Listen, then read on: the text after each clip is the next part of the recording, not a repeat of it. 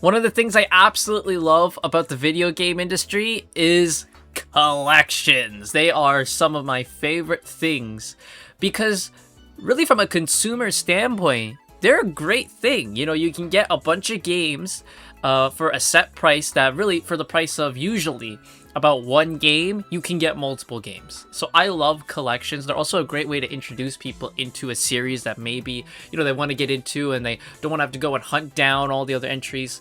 Having a collection of games really allows them to get, you know, like the first couple ones under their belt, and if they really like it, they can continue on. So I love collections, and what I want to do today is I just want to talk about a bunch of cool collections that I like from video games. Now, of course, these could be video game compilations if you want to call them that as well. I call them collections because, you know, that's pretty much what they're called. So I'm just gonna go over a bit. If I miss a couple, please know it's not because I don't like it. I'm just picking a couple, right? I'm just picking a few that I really like, and we're going to go over them. So the first one I want to talk about is the Metal Gear Solid Master Collections. Now, this one is a pretty recent one.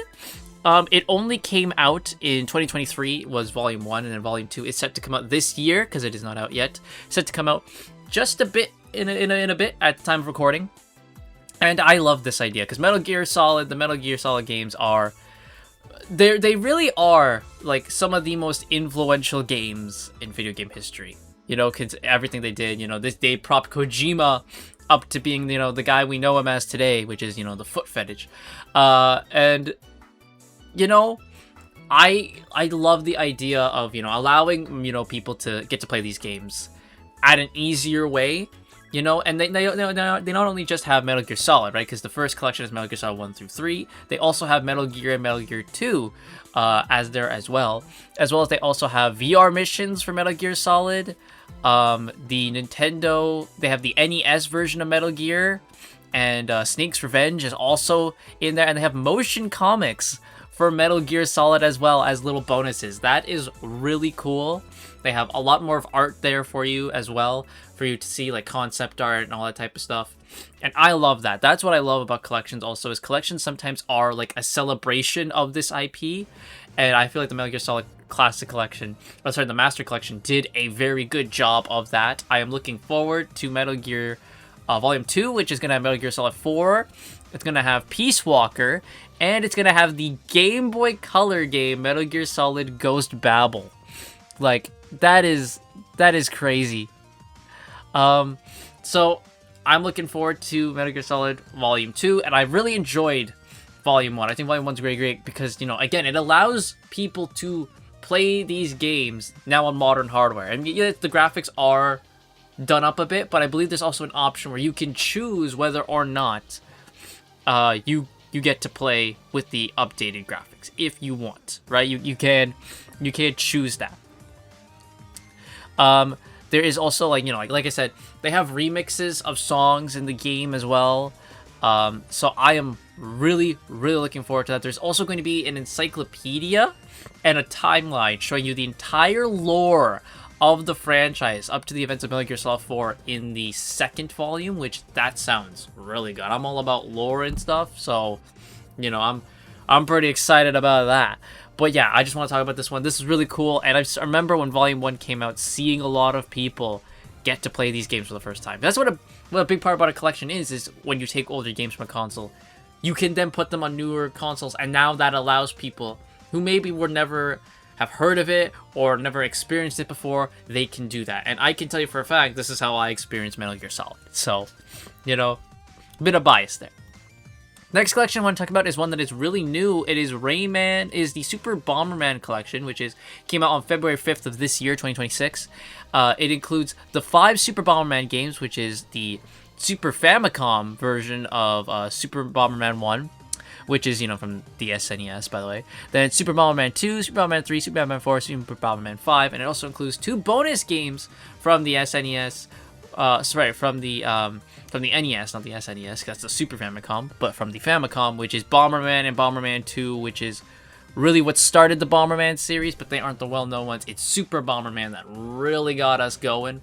So I think this is really cool. I'm not a huge Bomberman fan, but I mean, I'm absolutely going to take a collection. Like, the style of Bomberman games has never really been my thing. but I'm more than willing to give it a shot. And having a collection like this is a good way for that to happen. So I really like this idea. If they do another one, because I don't know if there's many more Super Bomberman games they can do. But if they can, love to see a new one. But I just think this is really cool. You know, in 2026, Konami is doing a Super Bomberman collection. I think that's just really cool, and putting all the Super Bomberman games together. And they are doing a lot, right? Like, they're giving you the 5 big games along with the 2 other games that originated this. So 7 games. It's amazing. And also what makes this better is Super Bomberman 4 and 5 were never localized outside of Japan until this moment. So that is cool too, that they are now giving you the chance to experience games that we in the West never really got an official release for before. And now we get this chance. That's also really cool. So after Super Bomberman Collection, we can't talk about a collection video without doing the grandfather of the collections, which is Super Mario All-Stars. This is like, when you say a video game compilation, right?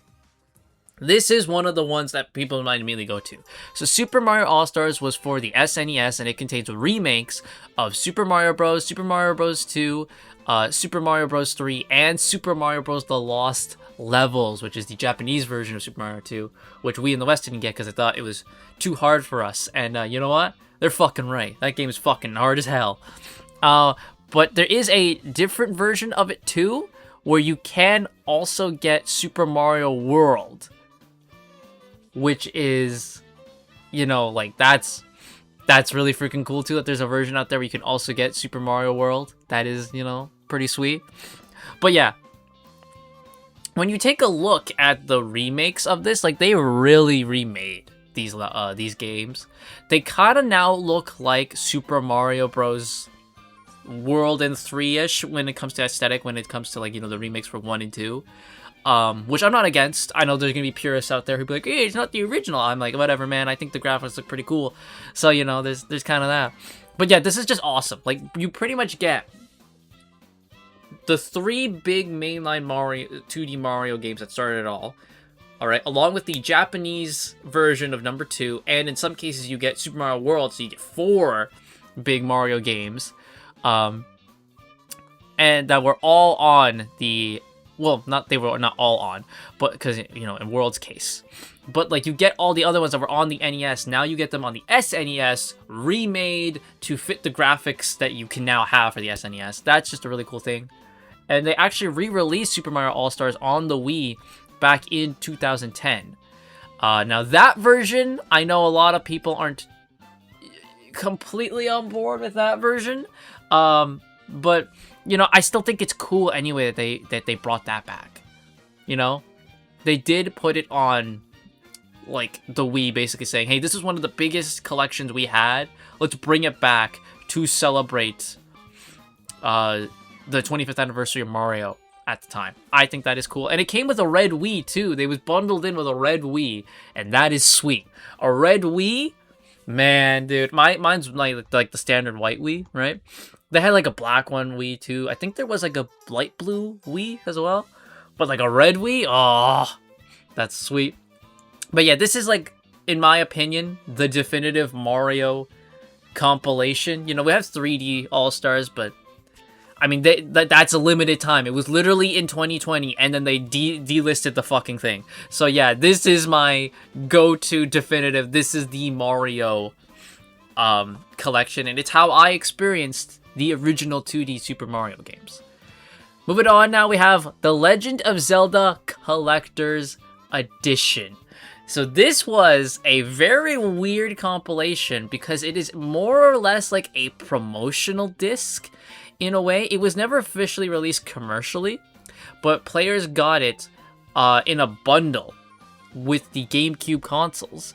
Or if you joined Club Nintendo and you had like a certain amount of points, you could also get this game as well. So what it is a compilation of 4 games, which is the original Legend of Zelda, Zelda 2, The Legend of Zelda Ocarina of Time, Majora's Mask, and then a demo for the then unreleased Wind Waker. That is a pretty good lineup. I gotta say. You get the 2 games that started it all. You get Ocarina of Time, which is considered by many to be the best Legend of Zelda game. And same thing with Majora's Mask, which is considered by many to be one of the best Legend of Zelda games. Right? And then you get the demo for the upcoming game. That's a pretty good release. I gotta say. That is a pretty good release. Yeah, and like, getting to play games like Majora's Mask and Ocarina of Time on a GameCube probably was a really cool thing. Now, they did eventually remake official remakes of Ocarina of Time and Majora's Mask. I believe they put them on the 3DS, so there is that. But I think this is just a really cool thing. And the fact that it's like, it was never officially a commercial release. That's a pretty cool thing to me. It's like, it's kind of like a very rare, like, ooh, I got this, type of thing. I just think that's also pretty cool. The rarity of it makes it better. And it's better than 3D All-Stars because there was no such thing as delisting games fucking online at the time. Then we have the Metroid Prime trilogy for the Wii. So this compiles the 3 Metroid Prime games at the time, which was Metroid Prime 1, 2 Echoes, and 3 Corruption on the Wii. This was released in 2009, so 2 years after Metroid Prime 3 had come out. And Metroid Prime 3 was the first game on the Wii for the Metroid Prime series, because the originals were on the GameCube. So they just kind of figured, okay, well, we're going to have Metroid Prime 3 on the Wii, and, the Wii is a perfect place for, I think, a first-person shooter, especially with, like, with the Wii remote, and you kind of have, like, there's, like, the gun add-on that you can get. I think that is perfect for a first-person shooter, and, Metroid Prime 3 took advantage of that, and they just decided, screw it. Let's just port the other 2 over, and this big compilation with all 3 games, and I love it. I love it when you just take a trilogy, and just put it together and be like, here you go, guys. One set price, you get the whole thing. Now, this was part of the New Play Control series that Nintendo was doing at the time with Wii games, where they were taking older GameCube games and they were giving them Wii controls to put them now on modern hardware, kind of upping the graphics a bit. Maybe I'll do a video talk about that. But this was part of that, because, they considered Prime and Prime 2 to be their New Play Control thing. And Prime 3 was just, like, the sweeten the deal, right? Because I'm pretty sure they thought, oh, we'll just put Prime 1 and 2 up, and then they're kind of like, at this point, we might as well just bundle 3 with it as well, And I think this is great. I have been trying to get my hands on a copy of this for a while, and man, it's hard. It's really hard. I think it would be easier just to get my hands on Prime 2 and then Prime 3 Corruption separately on their own, and then get the remaster of Metroid Prime on the Switch. I think that might be easier for me to do, because, man, trying to get Prime Trilogy is hard. I mean, it makes sense, right? Because it is all 3 of the Prime games, like, in one. That's definitely going to be hard. And I just love this stuff like this. You just take a trilogy, you take a series, just, here's it is. Here's everything. Now we're going to go into a series that has started to release many different compilations, and that's kind of what it's been known for the past couple years, which is the Ace Attorney games.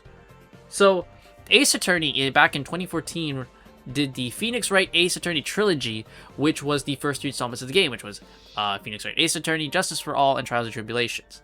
And then they put it on the 3DS back in 2014, and then was ported over to the consoles at the time in early 2019, and that's when this really started to take off, and people started to notice it. And I think, again, great idea. Take the first Ace Attorney games, bundle them all together, and let's just go. I absolutely love that. And the Ace Attorney games, I have a soft spot for them because they're visual novels, and I'm a big visual novel guy. So, having all of 3 of the OGs together in a bundle is very, very, it's very, very convenient and very, very nice. And, I'm not the only one who thinks so, because as of April 2025, the compilation has sold over 4 million copies and is one of Capcom's best-selling titles. And I'm assuming because of that, man, I would not be surprised if we get a new Phoenix Wright Ace Attorney game, like, anytime soon, like an actual new Ace Attorney game. Would not be surprised, because again, a lot of people probably not have played Ace Attorney before. This compilation comes out, they're like, oh, I can check this out, and then they just fall in love with it, which is the best part about a collection. Now, they have made other collections since then.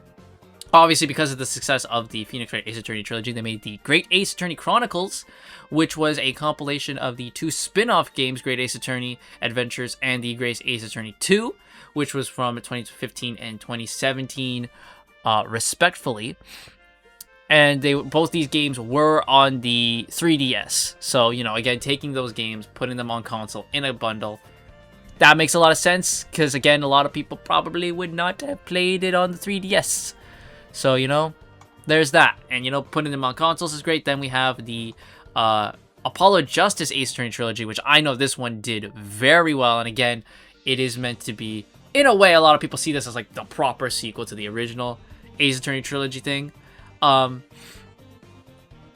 This is awesome, you know, and there is even DLC content for Dual Destinies and Spirit of Justice from the Apollo Justice trilogy, that's really cool. That's just really cool, man. I just love this. I just love seeing collections come out that are very, very convenient for us as consumers to just enjoy. And, you know, like, boom, I get all 3 of these games. I get games 4, 5, and 6 now of the main Ace Attorney games in a bundle. That's great. Then the most recent one was the Ace Attorney Investigations collection, which was from 2024, which marks the compilation of the Ace Attorney Investigations Miles Edgeworth game from the DS and Ace Attorney Investigations 2, which was also on the DS. So again, taking some mobile games, porting them over, that makes a lot of sense to me. But yeah, I just love how after the success of the Ace Attorney trilogy, they're like, okay, let's just make collections of all our games and they'll sell well, and they have, which is really, really good. And it's very easy now for us to experience these games. And I also like collections that do take, you know, forgotten, maybe unheard of games from from like a popular series and port them over, like from the DS or 3DS, which, even though they were successful consoles, not everyone had them. So putting them now on modern consoles where it's a lot more easier is a very good thing in my opinion. Speaking of that, we have the Final Fantasy Pixel Remaster. So this is a compilation and is remakes of the first 6 Final Fantasy games, which are like, you know, they're all pixelated, right? Final Fantasy VII is the first 3D Final Fantasy game. So, and you know, that's the one I think a lot of people sadly skip the first 6 and go right to 7 because if it's, you know, if it's legacy of, you know, people say it's like the best Final Fantasy game and it is the first 3D one, and a lot of people just don't like 2D stuff. So it makes sense, I guess, for a lot of people to just skip all the first 6 and go right to 7 and then they go from there. But I liked this idea that they just took all 6, the OG Final Fantasies, and just put them out on a remaster. And I love it. I have it. I remember getting it on sale because initially this whole thing was like $100. And I'm like, you know what? It is the first 6 Final Fantasy games in a bundle. I wouldn't expect it to be like $40, you know? But I did get it on sale. When it was on sale, I got it, instead of $100, I got it for like, I think 60. So that was a good deal for me. And I'm like, great. I have all first 6 Final Fantasy games in my hand on this one disc. You know, it's really, really cool. And, you know, besides, you know, releasing this collection, they did release the games separately. So you can buy them separately for downloads on the individual shops, which is cool too. You know, I think that's also really cool too. They also gave them all like simplistic artwork that kind of matches, you know, which I do like. This is just great, you know, especially with how big Final Fantasy has gotten in recent years. Doing this as a bundle, as a collection for the original games, to me, is just, I think it's just a no-brainer, and it makes sense. You know, capitalize on the new eyes that are on your series and make this collection. So this is really cool for me. Getting, like, you know, like the 2D Final Fantasy games in a bundle, remastering them in a collection for many people to play, and that's how I'm going to experience them, because while I am a Final Fantasy fan, I have not played every Final Fantasy game. So this is going to be great for me when I go through, because now I have the first 6. Just bought them once, boom, I got the first 6. You know? So that's going to be awesome. Then we have another series that has gone crazy with the collections and is what they've been known for recently, Mega Man. Yes, we have the announcement of the new Mega Man game coming out next year in 2027. But before that, there was a big gap of nothing for Mega Man. And all Capcom was doing was releasing compilations and collections of the Mega Man series. That gave us the Mega Man Legacy Collection 1 and 2 at first, which is, you know, releasing the mainline Mega Man games, right? So Legacy Collection 1 is Mega Man 1 through 6, and Legacy Collection 2 has 7 through 10.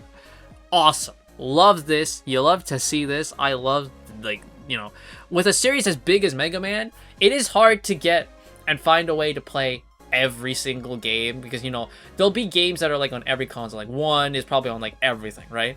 But then trying to find like maybe the middle titles might not be as easy. 10 is probably going to be pretty easy because it is the most modern one on the PlayStation 3, right? And 9 also probably going to be pretty simple to get. But like all the other ones, it's like, yeah, it's probably not going to be super easy to get them. So again, doing this makes it way more accessible for people to play. That just makes it awesome. There is DLC for 9 and 10 if you get Legacy Collection 2. That is just like, this is awesome. Like, again, I love just making it easier for us consumers, us gamers, to be able to play these classic games very easily on modern hardware. And they did not stop there. They've been going crazy lately, because now we have the Mega Man X Legacy Collection, where they combine all the Mega Man X games from X to X8. Very cool. Then there is the Mega Man Zero ZX Collection, where they do the Mega Man Zero and the Mega Man ZX games, which, that's like, oh, okay. Going a bit more obscure, because like, Mega Man Legacy Collection, X Legacy Collection, that makes sense because Mega Man X is very popular.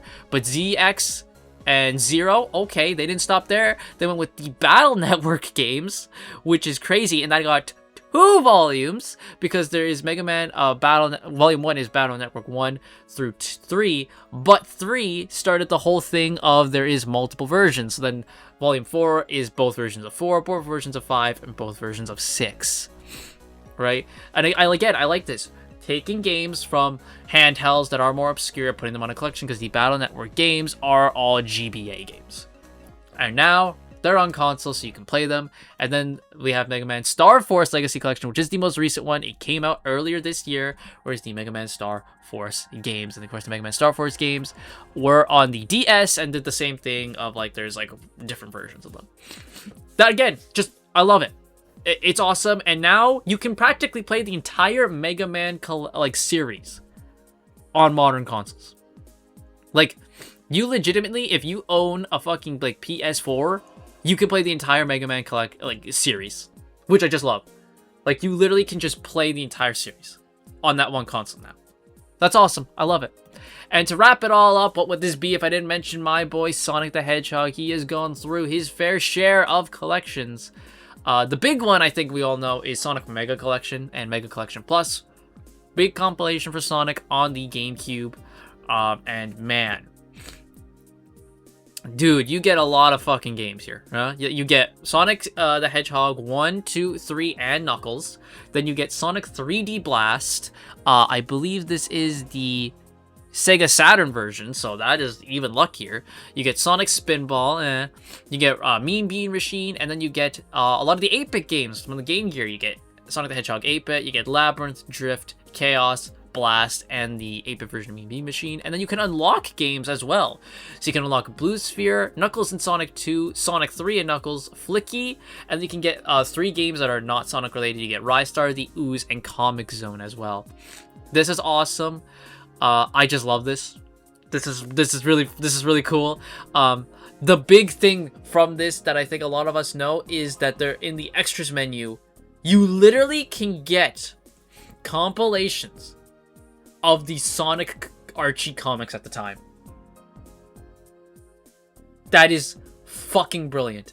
Literally, they just show you all of the Archie covers from issue 1 through 39, because that's where they were at the time, right? And then they have like the Knuckles series, the Super Specials. They have the covers for like the mini series, right? Like the Sonic Blast, Sonic In Your Face, Sonic Quest, Sonic Triple Trouble, the Mega Madness special. And I know a lot of people who got this collection, right? And this is how they experienced, the Sonic games. And they got to the comics and they were like, what the fuck? There's Sonic comics? And they were just going through all of those issues, right? And just because they also had like descriptions of what the issue was, right? Like the brief synopsis. And I can just imagine being a young kid going through that and imagining everything that was going on.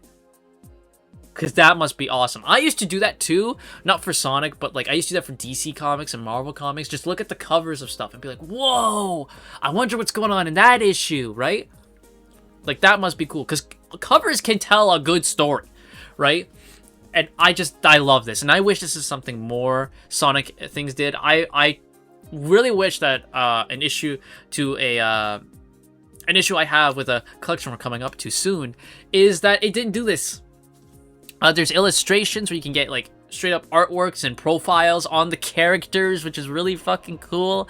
There is illustrations and stuff for other characters that were introduced past this, which were like, you know, the adventure games. You have stuff for Amy, Shadow, Rouge, Big, Gamma, the Chow, Cream, Charmy, Espio, Vector, Omega. Like, they were going all out with illustrations and bios for them. There was illustration packs that you can get. So they had stuff for, like, you know, Sonic Adventure, Sonic Adventure 2. They showed you like Japanese covers of the games too, right? There was CG illustrations of all the guys too. You could get posters. Like, that's just awesome. They gave you like calendar illustrations that they would do as well. There was a Japanese calling cards, Christmas themed magazine issue, like things. Like, this is just awesome, right? They gave you, you know, like storyboards and stuff for games. You know, that they even gave you the manuals, so you could read the manuals from the OG games as well. Like, that is awesome. Like, this is just the definitive Sonic collection. That I just love it. Like, I absolutely love everything this thing did. This is like, I cannot imagine how it must have felt to get Sonic Mega Collection as a kid and go through all this. Like, you were getting in on Sonic, dude. You had all of the Genesis games, you had some of the Game Gear games, you got to see what the comics were like, you got artwork for like future games to set you up. I believe there was even like, you got to see like the intro movie of Sonic Heroes as well, which is, you know, that's pretty cool. Like, yeah, dude, like this is awesome. This is just a genuinely awesome collection, and it was followed up by Sonic Gems Collection, which was done to now like be a collection of, you know, the more rare, obscure titles. So the games that you had was Sonic the Fighters, Sonic CD, Sonic R, Sonic 2 8-bit, Sonic Spinball 8-bit, Sonic Triple Trouble, Sonic Drift 2, Tails Sky Patrol, and Tails Adventure. So again, like I said, not a big heavy hitters. I think the best ones you got here is CD, Fighters, and R are your big heavy hitters here. And I'm kind of confused why CD wasn't in the OG, but okay. But like, yeah, you know, not the heavy hitters, but like to say, Gems Collection, it's for the hidden gems, right? There was unlockable games, depending on where you were. If you were in the West, you got Vector Man and Vector Man 2. But if you were in Japan, you got the first 3 Streets of Rage and Bonsai Bros. So they do the same thing. They give you manuals for you to see. There is a museum where you can see videos, music, play music tracks. There's game demos. Not as good as, you know, like Mega Collection, but still good. Then there was like, you know, again, artwork. You get like I said, you have demos for the earlier Sonic games, so the ones that were in the previous collection. Again, not as good as the previous one, but still a fun little collection doing the kind of the same thing, but now just with the more hidden gems. And the most recent Sonic collection is Sonic Origins Plus, which is, I think it's got the largest variety of games, maybe. So it's got remasters of Sonic 1, 2, CD, and 3 and Knuckles. And yes, 3 and Knuckles. You can play as pretty much any character in any of the games. They don't, you know, hide that. You can play Sonic, Tails, and Knuckles in all 4 of the games. Amy was added for the very first time in for the Genesis games, because, you know, she's not there. So you can play as Amy as well. You can, like, team them up as well, so you can have, like, the combos of Sonic and Knuckles, Sonic and Tails, Sonic and Amy. Like, you can pair that up, too, which is really cool. These are, like, the definitive ways now that Sega wants you to play the game, and in some cases it is, right? Like, Sonic 1, 2, and CD are the Christian Whitehead ports of those games that Christian Whitehead made for mobile. So they just brought them up to console, and they are, like, you know, the best way to play the games. Sonic 3, however, I think a lot of people still think that the remake Sonic Air is better. And when you look at what Sonic Air does, it's kind of hard to argue that. And I believe they were they were rushed to come out with Sonic 3 and Knuckles as a remaster, so they didn't get to do all they wanted with it. But there is cool things too, like the Hidden Palace Zone was added back into Sonic 2.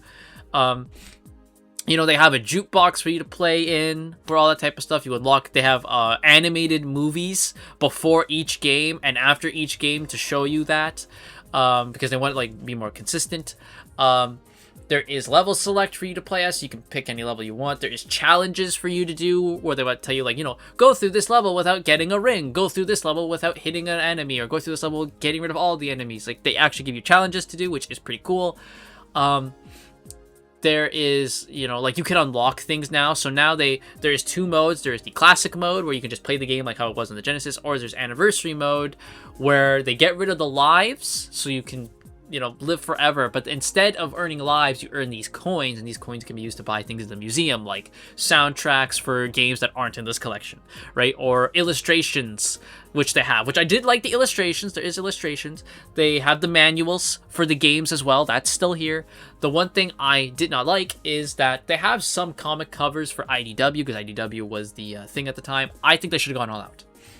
And I think they should have had the Archie cover still in here, and they should have added the Fleetway covers as well, and they should have added some manga covers as well. I think they could have gone all out. And because of this is modern day, I think they should have kept updating the comic covers with, because obviously for Archie, you can do the entirety of Archie now, right? Because Archie was done. So you could do every Archie cover, right? For IDW, you know, like the game releases and we're at that point, they just keep updating and adding in the new covers. I think you could have easily, with the way modern games is now, it would have been so easy to do that. And there is other games as well. They have the Game Gear games. They have the Game Gear games of Sonic 1, 2, Chaos, Mean Bean Machine, Drift, Drift 2, Spinball, Triple Trouble, Tails Sky Patrol, Tails Adventure, Sonic Labyrinth, and Sonic Blast. So that was all added as well. I think they could have added Knuckles Chaotix to this as well. And I think they could have added maybe the Master System versions of these games too. And I think, because the Master System version is better than the Game Gear versions of a lot of these games. So I think they could have added that as well.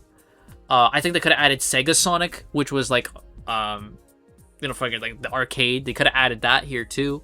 So yeah, I do think that there's some stuff they missed. But overall, I think it's a pretty good modern collection for gamers to get into the Sonic series, because this was done after the event, after like the success they had with the Sonic movie. So they're like, oh, make a collection of the old games to get the new fans we're gonna get here. Makes total sense, completely understandable. And yeah, that is the current collection. It's how I played Sonic 1 through 3 for the first time. So there we go, boys. That's it. That's it for me just talking about these collections. I love video game collections. They're some of my favorite things, especially when they go all out, even without just the games, and they add cool stuff like artwork and stuff in it too. So let me know what your favorite video game collection is, or what's one that you're nostalgic for, that helped you get into a series. You know, let me know in the comments down below, and I'll see you guys all next time. Have a great rest of your day.